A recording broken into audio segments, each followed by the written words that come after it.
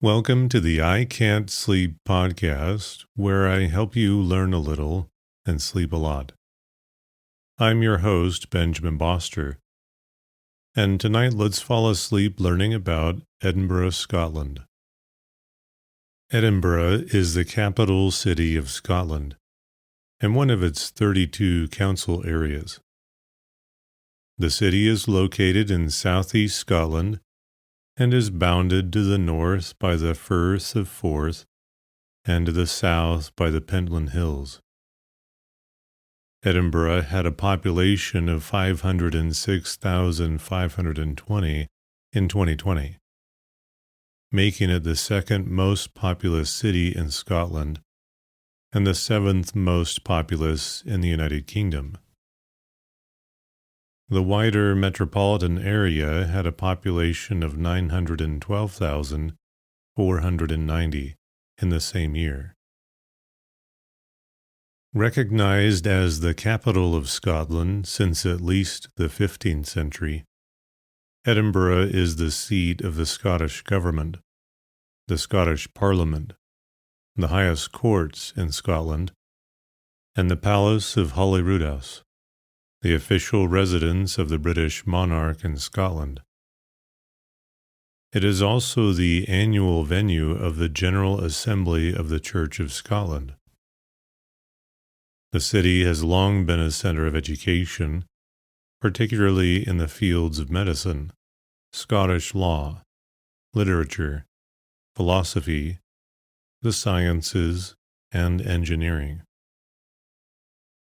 The University of Edinburgh was founded in 1582 and is now one of the 3 universities in the city.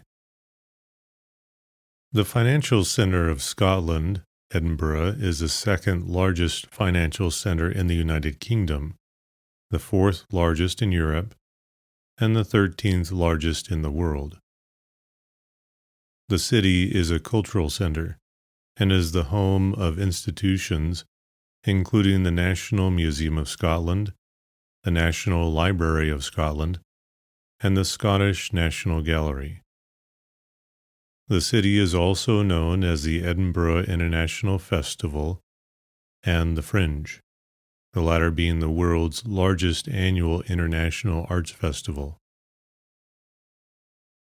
Historic sites in Edinburgh include Edinburgh Castle, the Palace of Holyrood, the churches of St. Giles, Greyfriars, and the Canongate, and the extensive Georgian New Town built in the 18th and 19th centuries.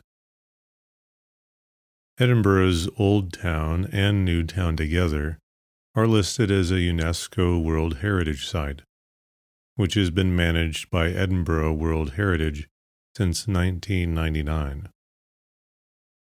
The city's historical and cultural attractions have made it Britain's second most visited tourist destination, attracting 4.9 million visits, including 2.4 million from overseas in 2018.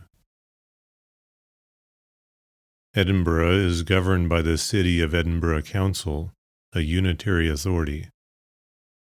The City of Edinburgh Council area had an estimated population of 514,990 in 2022, and includes outlying towns and villages which are not part of Edinburgh proper. The city is in the Lothian region and was historically part of the Shire of Midlothian, also called Edinburghshire. Edin, the root of the city's name, derives from Eidon, the name of the region in Cumbric, the Brittonic Celtic language formerly spoken there. The name's meaning is unknown. The district of Eidon was centered on the stronghold of Din Eidon, the dun or hill fort of Eidon. The stronghold is believed to have been located at Castle Rock, now the site of Edinburgh Castle.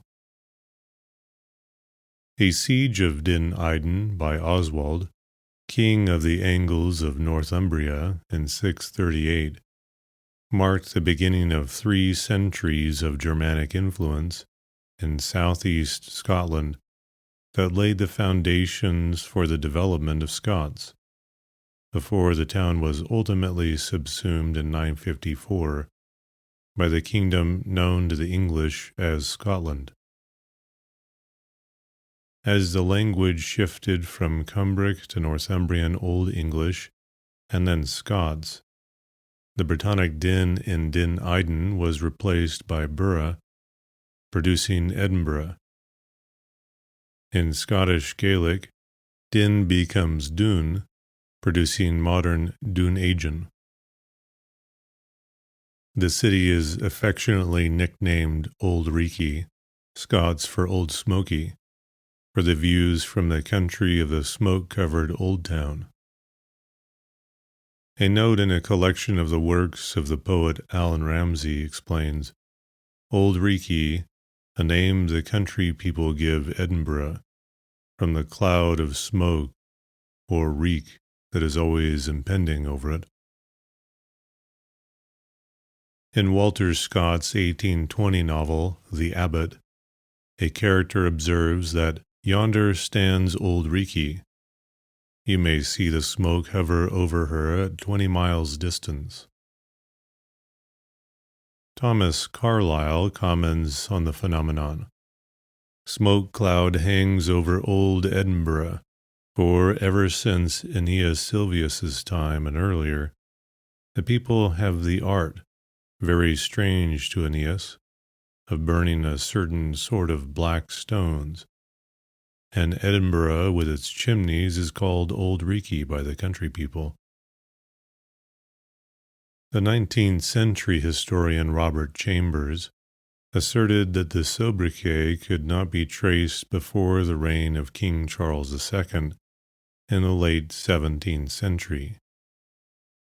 He attributed the name to a fife laird, Durham of Largo, who regulated the bedtime of his children by the smoke rising above Edinburgh from the fires of the tenements. It's time now, bairns, to take the books and head to our beds, for there's Old Reekie I see putting on her nightcap. Edinburgh has been popularly called the Athens of the North since the early 19th century. References to Athens, such as Athens of Britain and modern Athens, had been made as early as the 1760s. The similarities were seen to be topographical, but also intellectual. Edinburgh's Castle Rock reminded returning grand tourists of the Athenian Acropolis, as did aspects of the neoclassical architecture and layout of Newtown. Both cities had flatter, fertile agricultural land, sloping down to a port several miles away. Intellectually, the Scottish Enlightenment, with its humanist and rationalist outlook, was influenced by ancient Greek philosophy. In 1822, the English landscape painter Hugh William Williams organized an exhibition that showed his paintings of Athens alongside views of Edinburgh, and the idea of a direct parallel between both cities quickly caught the popular imagination. When plans were drawn up in the early 19th century to architecturally develop Cullen Hill, the sign of the national monument directly copied Athens' Parthenon. Tom Stoppard's character Archie of Jumpers said, perhaps playing on Reykjavik, meaning Smoky Bay, that the Reykjavik of the South would be more appropriate. The city has also been known by several Latin names, such as Edinburghum, while the adjectival forms Edinburgensis and Edenensis are used in educational and scientific contexts.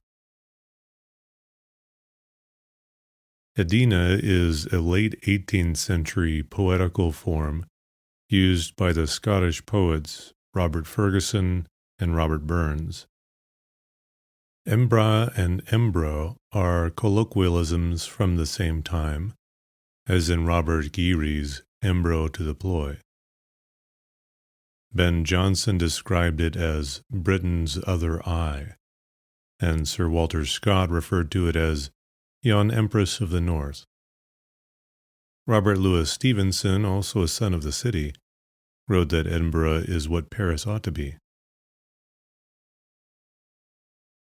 The earliest known human habitation in the Edinburgh area was at Cremond, where evidence was found of a Mesolithic campsite dated to circa 8500 BC. Traces of later Bronze Age and Iron Age settlements have been found on Castle Rock, Arthur's Seat, Craig Lockhart Hill, and the Pentland Hills.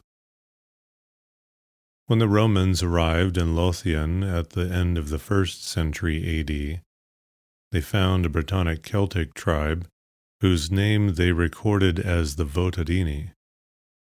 The Votadini transitioned into the Godothan kingdom in the early Middle Ages, with Aiden serving as one of the kingdom's districts.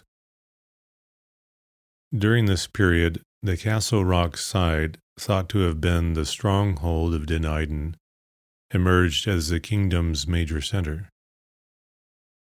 The medieval Welsh language poem, A Godothan, describes a warband from across the Brittonic world who gathered in Aiden before a fateful raid. This may describe a historical event around 600 AD. In 638, the Godothan stronghold was besieged by forces loyal to King Oswald of Northumbria, and around this time, control of Lothian passed to the Angles. The influence continued for the next 3 centuries until around 950, when the reign of Indulf, son of Constantine II, the Borough fortress, named the 10th century Pictish chronicle as Oppidum Eden, was abandoned to the Scots. It henceforth remained, for the most part, under their jurisdiction. The royal borough was founded by King David I in the early 12th century on land belonging to the crown, though the date of its charter is unknown. The first documentary evidence of the medieval borough is a royal charter circa 1124 to 1127 by King David I, granting a toft and Burgo Meo de Edinburgh to the Priory of Dunfermline.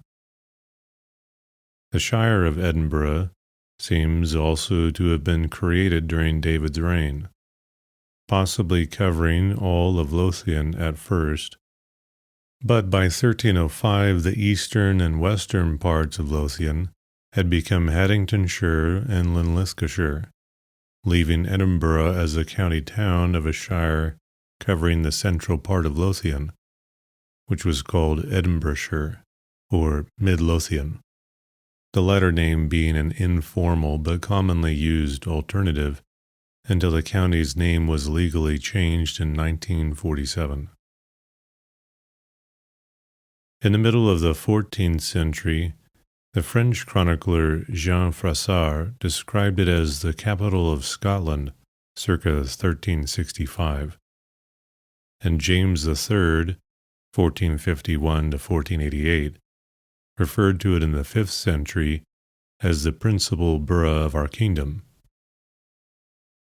In 1482, James III granted and perpetually confirmed to the said provost, bailies, clerk, council, and community, and their successors, the office of sheriff within the borough forever, to be exercised by the provost for the time as sheriff, and by the bailies for the time as sheriff's deputy conjunctly and severally, with full power to hold courts, to punish transgressors not only by banishment but by death, to appoint officers of court, and to do everything else appertaining to the office of sheriff, and also to apply to their own proper use the fines and escheats arising out of the exercise of the said office. Despite being burnt by the English in 1544, Edinburgh continued to develop and grow, and was at the center of events in the 16th century Scottish Reformation and 17th century Wars of the Covenant. In 1582, Edinburgh's town council was given a royal charter by King James VI and I, permitting the establishment of a university. Founded as Tunis College, Towns College, the institution developed into the University of Edinburgh, which contributed to Edinburgh's central intellectual role in subsequent centuries. In 1603, King James VI of Scotland succeeded to the English throne, uniting the crowns of Scotland and England in a personal union known as the Union of the Crowns, though the two kingdoms remained separate realms governed in personal union. In 1638, King Charles I's attempt to introduce Anglican church forms in Scotland encountered stiff Presbyterian opposition, culminating in the conflicts of the Wars of the Three Kingdoms. Subsequent Scottish support for Charles II's restoration to the throne of England resulted in Edinburgh's occupation by Oliver Cromwell's Commonwealth of England forces, the New Model Army, in 1650. In the 17th century, Edinburgh's boundaries were still defined by the city's defensive town walls. As a result, the city's growing population was accommodated by increasing the height of the houses. Buildings of 11 stories or more were common, and have been described as forerunners of the modern-day skyscraper. Most of these old structures were replaced by the predominantly Victorian buildings seen in today's Old Town. In 1611, an Act of Parliament created the High Constables of Edinburgh to keep order in the city, thought to be the oldest statutory police force in the world. Following the Treaty of Union in 1706, the Parliaments of England and Scotland passed Acts of Union in 1706 and 1707 respectively, uniting the two kingdoms in the Kingdom of Great Britain, effective from May 1st, 1707. As a consequence, the Parliament of Scotland merged with the Parliament of England to form the Parliament of Great Britain, which sat at Westminster in London. The union was opposed by many Scots, resulting in riots in the city. By the first half of the 18th century, Edinburgh was described as one of Europe's most densely populated, overcrowded, and unsanitary towns. Visitors were struck by the fact that the social classes shared the same urban space, even inhabiting the same tenement buildings. Although here a form of social segregation did prevail, whereby shopkeepers and tradesmen tended to occupy the cheaper-to-rent cellars and garrets, while the more well-to-do professional classes occupied the more expensive middle stories. During the Jacobite Rising of 1745, Edinburgh was briefly occupied by the Jacobite Highland Army before its march into England. After its eventual defeat at Culloden, there followed a period of reprisals and pacification, largely directed at the rebellious clans. In Edinburgh, the town council keen to emulate London by initiating city improvements and expansion to the north of the castle, reaffirmed its belief in the Union and loyal to the Hanoverian monarch George III by its choice of names for the streets of the new town. For example, Rose Street and Thistle Street, and for the royal family, George Street, Queen Street, Hanover Street, Frederick Street, and Princes Street, in honor of George's two sons. The consistently geometric layout of the plan for the extension of Edinburgh was the result of a major competition in urban planning, staged by the town council in 1766.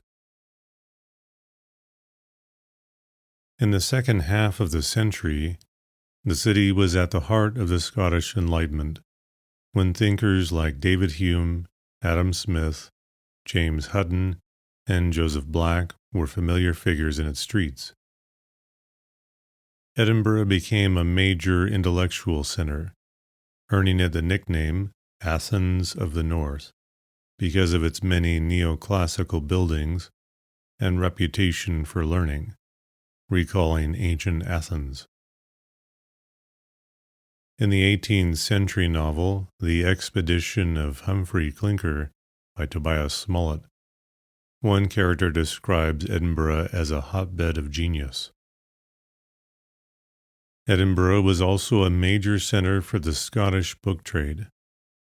The highly successful London bookseller Andrew Miller was apprenticed there to James McEwan. From the 1770s onwards, the professional and business classes gradually deserted the old town in favor of the more elegant one-family residences of the new town, a migration that changed the city's social character. According to the foremost historian of this development, unity of social feeling was one of the most valuable heritages of old Edinburgh, and its disappearance was widely and properly lamented. Despite an enduring myth to the contrary, Edinburgh became an industrial center with its traditional industries of printing, brewing, and distilling continuing to grow in the 19th century and joined by new industries such as rubber works, engineering works, and others. By 1821, Edinburgh had been overtaken by Glasgow as Scotland's largest city. The city centre between Princes Street and George Street became a major commercial and shopping district, a development partly stimulated by the arrival of railways in the 1840s. The old town became an increasingly dilapidated, overcrowded slum with high mortality rates. Improvements carried out under Lord Provost William Chambers in the 1860s began the transformation of the area into the predominantly Victorian Old Town seen today. More improvements followed in the early 20th century as a result of the work of Patrick Geddes, but relative economic stagnation during the two world wars and beyond saw the old town deteriorate further before major slum clearance in the 1960s and 70s began to reverse the process. University building developments, which transformed the George Square and Potterrow areas, proved highly controversial.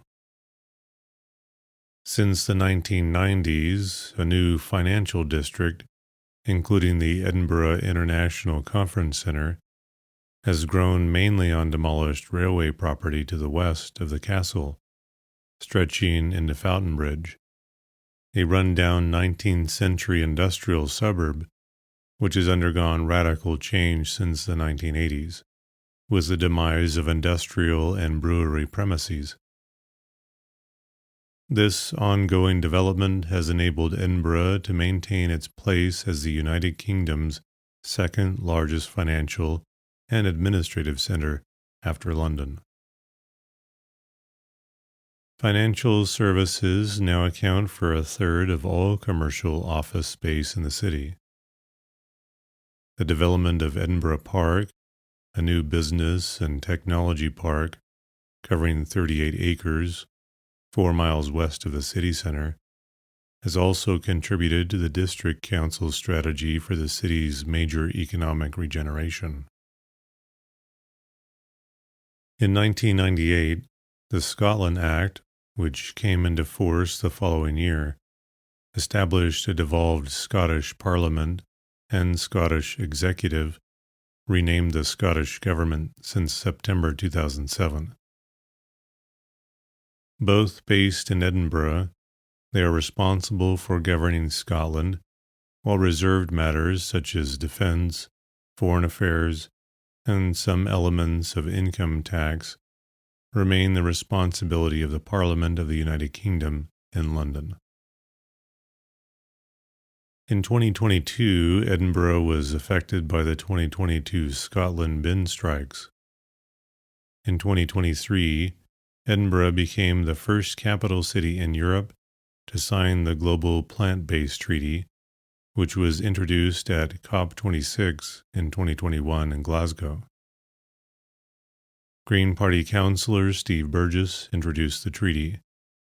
The Scottish Countryside Alliance and other farming groups called the treaty anti-farming. Situated in Scotland's central belt, Edinburgh lies on the southern shore of the Firth of Forth. The city centre is 2 + 1/2 miles southwest of the shoreline of Leith, and 26 miles inland, as the crow flies, from the east coast of Scotland and the North Sea at Dunbar. While the early borough grew up near the prominent Castle Rock, the modern city is often said to be built on 7 hills, namely Calton Hill, Corstorphine Hill, Craiglockhart Hill, Braid Hill, Blackford Hill, Arthur's Seat, and the Castle Rock, giving rise to allusions to the 7 hills of Rome. Occupying a narrow gap between the Firth of Forth to the north and the Pentland Hills and their outrunners to the south, the city sprawls over a landscape which is the product of early volcanic activity and later periods of intensive glaciation. Igneous activity between 350 and 400 million years ago, coupled with faulting, led to the creation of tough basalt volcanic plugs which predominate over much of the area. One such example is the Castle Rock, which forced the advancing ice sheet to divide, sheltering the softer rock and forming a 1-mile-long tail of material to the east, thus creating a distinctive crag and tail formation. Glacial erosion on the north side of the crag gouged a deep valley later filled by the now drained Norloch. These features, along with another hollow on the rock's south side, formed an ideal natural strong point upon which Edinburgh Castle was built. Similarly, Arthur's Seat is the remains of a volcano dating from the Carboniferous period, which was eroded by a glacier moving west to east during the Ice Age. Erosive action, such as plucking and abrasion, exposed the rocky crags to the west before leaving a tail of depositive glacial material swept to the east. This process formed the distinctive Salisbury Crags, a series of Teschenite cliffs between Arthur's Seat and the location of the early borough. The residential areas of Marchmont and Bruntsfield are built along a series of drumlin ridges south of the city center, which were deposited as the glacier receded. Other prominent landforms, such as Calton Hill and Corstarphin Hill, are also products of glacial erosion. The Braid Hills and Blackford Hills are a series of small summits to the south of the city center that command expansive views, looking northwards over the urban area to the Firth of Forth.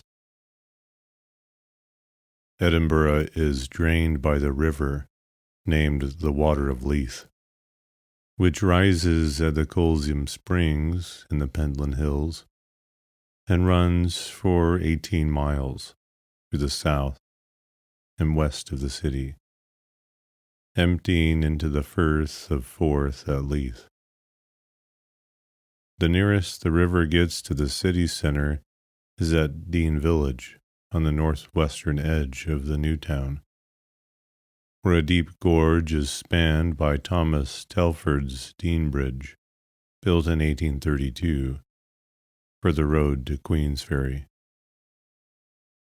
The Water of Leith Walkway is a mixed-use trail that follows the course of the river for 19.6 kilometers from Balerno to Leith. Excepting the shoreline of the Firth of Forth, Edinburgh is encircled by a green belt, designated in 1957, which stretches from Dalmeny in the west to Preston Grange in the east. With an average width of 3.2 kilometers, the principal objectives of the green belt were to contain the outward expansion of the city and to prevent the agglomeration of urban areas.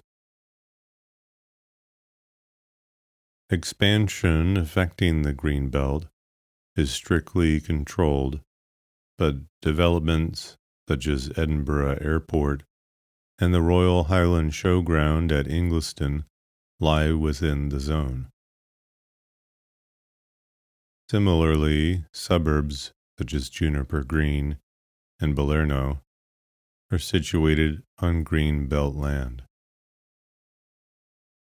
One feature of the Edinburgh Green Belt is the inclusion of parcels of land within the city, which are designated Green Belt, even though they do not connect with the peripheral ring.